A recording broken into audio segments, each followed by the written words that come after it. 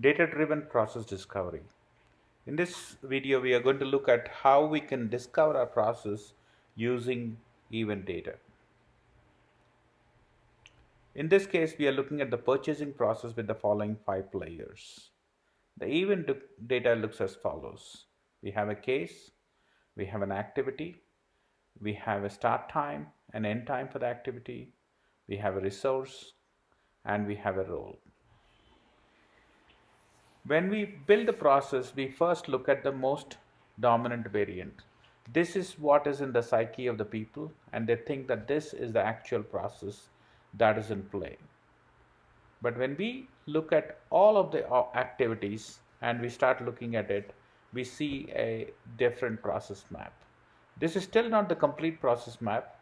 As we see closer, when we look at it closely, we see that there are some of these activities, the number of cases that go into an activity and that come out of an activity are not adding up. And that's because we have not shown all the paths. So now let's look at all of the paths and blow up this process so that we can see every activity and every path. And now we see every activity and every path that happens within this process, all generated from data.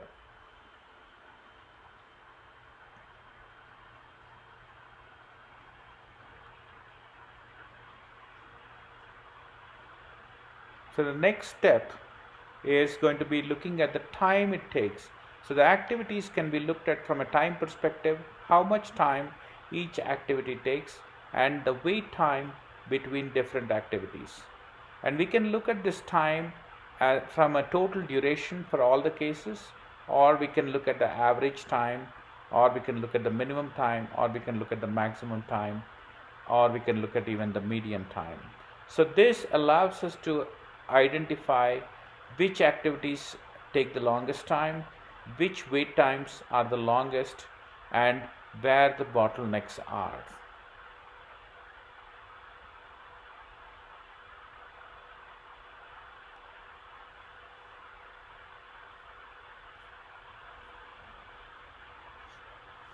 So now let's filter the process map.